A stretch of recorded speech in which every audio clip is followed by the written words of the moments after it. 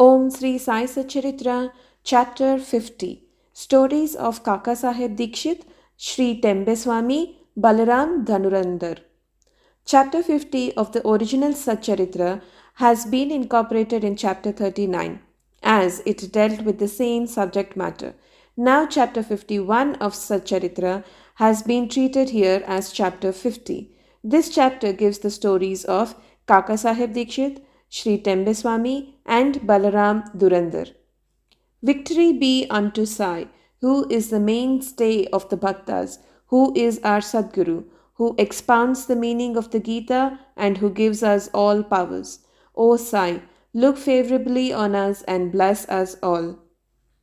The sandalwood trees grow on the Malaya mountains and ward off heat. The clouds pour their rainwater and thereby cool and refresh all the people.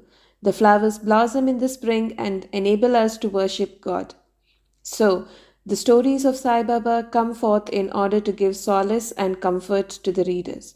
Both those who tell and those who hear the stories of Baba are blessed and holy. It is a well established fact that though we try hundreds of means or sadhanas, we do not attain the spiritual goal of life unless a Sadguru blesses us with his grace. Hear the following story in illustration of this statement. Kaka Saheb Dikshit. Mr. Hari Sitaram, alias Kaka Saheb Dikshit, was born in 1864 in a Vadnagara Nagar in Brahmin family at Khandwa, Central Province. His primary education was done at Khandwa, Hingangat, and secondary education at Nagpur. He came to Mumbai for higher education and studied first in the Wilson College and then in the Elphinstone College. After graduation in 1883, he passed his LLB and solicitor's examination and then served in the firm of the government solicitors, Messrs. Little and Company, and then after some time started a solicitor's firm of his own. Before 1909, Sai Baba's name was not familiar to Kaka Saheb, but after that, he soon became his great devotee. While he was staying at Lonavala, he happened to see his old friend, Mr. Nana Saheb Chandorkar. Both spent some time in talking about many things. Kaka Saheb described to him how, while he was boarding a train to London, he met with an accident in which his foot slipped and he was injured. Hundreds of remedies gave him no relief. Nana Saheb then told him that if he wished to get rid of the pain and lameness of his leg, he should go to his Sadguru Sai Baba. He also gave him all the particulars of Sai Baba and mentioned to him Sai Baba's dictum. I draw to me my man from far off or even across the seven seas, like a sparrow with a string fastened to its feet. He also made it clear to him that he was not Baba's man. He would not be attracted to him and given darshan. Kaka Saheb was pleased to hear all this and said to Nana Saheb that he would go to Baba, see him and pray to him to cure not so much his lame leg but bring round his lame fickle mind and give him eternal bliss. Some time after, Kaka Saheb went to Ahmednagar and stayed with Sridhar Kaka Saheb Mirikar in connection with securing votes for a seat in Mumbai Legislative Council. Mr. Bala Saheb Mirikar, son of Kaka Saheb Mirikar, who was a Mamaltadar of Kopargaon, also came at that time to Ahmednagar in connection with a horse exhibition there. After the election business was over, Kaka Saheb Dikshit wanted to go to Shirdi and both the Mirikars, father and son, were also thinking about a fit and proper person as a guide with whom he should be sent there. There Sai Baba was arranging things for his reception. Shama got a telegram from his father-in-law at Ahmednagar stating that his wife was seriously ill and that he should come to see her with his wife. Shama, with Baba's permission, went there and saw his mother-in-law and found her improving and better. Nana Saheb Panse and Appa Saheb Gadre happened to see Shama on their way to exhibition and they told him to go to Mirikar's house, see Kaka Saheb Dikshit there and take him to Shirdi along with him. Kaka Saheb Dikshit and the Mirikars were also informed of Shama's arrival. In the evening, Shama came to Mirkers, who introduced him to Kaka Sahib. They arranged that Shama should leave for Kopargaon with Kaka Sahib by the 10 o'clock night train. After this was settled, a curious thing happened. Bala Sahib Mirkar threw aside the veil or covering on Baba's big portrait and showed the same to Kaka Sahib. He was surprised to see that he, whom he was going to meet at Shirdi, was already there in front of him in this portrait to greet him at this junction. He was much moved and made his prostration before the portrait. This portrait belonged to Megha. The glass over it was broken and it was sent to Mirikers for repairs. The necessary repairs had been already made and it was decided to return the portrait with Kaka Sahib and Shama. Before 10 o'clock, they went to the station and booked their passage. But when the train arrived, they found that the second class was overcrowded and that there was no room for them. Fortunately, the guard of the train turned out to be an acquaintance of Kaka Sahib and he put them up in the first class. Thus, they travelled comfortably and alighted at Kopargaon. Their joy knew no bounds when they saw their Nana Sahib Chandorkar, who was also bound for Shirdi. Kaka Sahib and Nana Sahib embraced each other and then, after bathing in the sacred Godavari river, they started for Shirdi. After coming there and getting Baba's darshan, Kaka Sahib's mind was melted. His eyes were full of tears and he was overflowing with joy. Baba said to him that he was also waiting for him and had sent Shama ahead to receive him. Kaka Sahib then passed many happy years in Baba's company.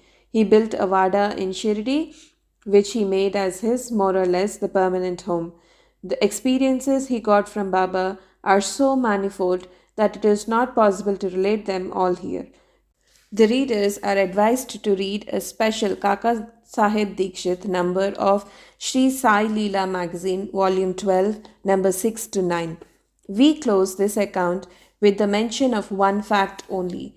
Baba had comforted him by saying that in the end he will take him in air coach, Viman, that is, securing him a happy death. This came out true. On the 5th July 1926, he was travelling in the train with Hemant Pant and talking about Sai Baba. He seemed deeply engrossed in Sai Baba. All of a sudden, he threw his neck on Hemant Pant's shoulder and breathed his last with no trace of pain and uneasiness. Sri Tembe Swami. We came to the next story, which shows how saints love each other with fraternal affection. Once Sri Vasudevanand Saraswati, known as Sri Tembe Swami, encamped at Rajamahendri, Andhra country, on the banks of Godavari. He was devout, orthodox, dhyani and yogi bhakta of the Dattatreya. One Mr. Pundalik Rao, pleader of Nanded, Nizam state, went to see him with some friends. While they were talking with him, the names of Shirdi and Sai Baba were casually mentioned. Hearing Baba's name, the Swami joined hands with reverence and taking a coconut gave it to Pundalik Rao and said to him, "Offer this to my brother Sai with my pranam and request him not to forget me but ever love me." He also added that Swamis do not generally bow to others, but in this case an exception has to be made. Mr. Pundalik Rao consented to take the coconut and his message to Baba. The Swami was right in calling Baba a brother, for, as he maintained an Agnihotra day and night in his orthodox fashion, Baba too kept his Agnihotra Duni ever burning in the masjid. After 1 month, Pundalik Rao and others left for Shirdi with the coconut and reached Manmad. As they felt thirsty, they went to a rivulet for drinking water. As water should not be drunk on an empty stomach, they took out some refreshment, chevda, flattened rice mixed with spice. The chevda tasted most pungent and, in order to soften it, as someone suggested, broke the coconut and mixed its scrapings with it. Thus they made the chevda more tasty and palatable. Unfortunately, the coconut turned out to be the same that was entrusted to Pundalik Rao.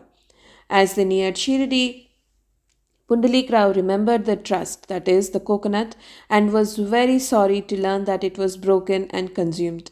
He came to Shirdi and saw Baba. Baba had already received a wireless message regarding the coconut from the Tembe Swami and himself asked Pundalik Rao first to give the thing sent by his brother. He held fast Baba's feet, confessed his guilt and negligence, repented, and asked for Baba's pardon. He offered to give another fruit as a substitute, but Baba refused to accept it, saying that the worth of that coconut was far more than any ordinary one, and that it could not be replaced by another. Baba also added, "Now, you need not worry yourself any more about the matter. It was on account of my wish that the coconut was entrusted to you and ultimately broken on the way. Why should you take the responsibility of the actions on you? Do not entertain the sense of doership in doing good, as well as for bad deeds. Be entirely prideless and egoless in all things, and thus your spiritual progress will be rapid." What a beautiful spiritual instruction Baba gave. Balaram Dhurandhar, 1878 to 1925. Mr. Balaram Dhurandhar belonged to the Pathare Prabhu community of Santa Cruz, Mumbai. He was an advocate of the Mumbai High Court and sometime principal of the Government Law College, Mumbai. The whole Dhurandhar family was pious and religious. Mr. Balaram served his community and wrote and published an account of it. He then turned his attention to spiritual and religious matters. He studied carefully Gita and its commentary Dhyaneshwari and other philosophical and metaphysical works. He was a devotee of Vittoba of Pandharpur. He came in contact with Sai Baba in 1912. 6 months earlier, his brothers Babulji and Vaman Rao came to Shirdi and took Baba's darshan. They returned home and mentioned their sweet experiences to Balram and other members. Then they all decided to see Sai Baba. Before they came to Shirdi, Baba declared openly that today many of my Darbar people are coming. The Durandar brothers were astonished to hear this remark of Baba from others, as they had not given any previous intimation of their trip. All other people prostrated themselves before Baba and sat talking with him. Baba said to them, "These are my Darbar people, whom I referred before, and said to the Durandar brothers, we are acquainted with each other for the last 60 generations." All the brothers were gentle and modest. They stood with joined hands, looking at Baba's feet. All the sattvic emotions, such as tears, horripilation, choking, etc., moved them, and they were all happy. Then they went to their lodging, took their meals, and after taking a little rest, came back to the masjid. Balaram sat near Baba, massaging his legs. Baba, who was smoking the chillum, advanced it towards him and beckoned him to smoke it. Balaram was not accustomed to smoking. Still, he accepted the pipe, smoked it with great difficulty, and returned it reverentially. This was the most auspicious moment for Balaram. He was suffering from asthma for 6 years. This smoke completely cured him of the disease, which never troubled him again. Some 6 years later, on a particular day, he got an asthma attack again. This was precisely the time when Baba took his Mahasamadhi. The day of this visit was a Thursday, and the Durandar brothers had the good fortune of witnessing the Chavdi procession that night. At the Aarti function in the Chavdi, Balaram saw the glow of Pandurang on Baba's face, and next morning at the Kakad Aarti time, the same phenomenon, the same luster of the beloved deity Pandurang was visible again on Baba's face. Mr. Balaram Dhurandhar wrote in Marathi the life of the Maharashtra saint Tukaram, but he did not survive to see its publication. It was published later on by his brothers in 1928.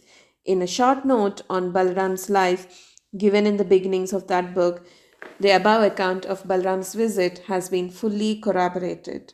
Bow to Shri Sai, peace be to all. Om Sai Ram.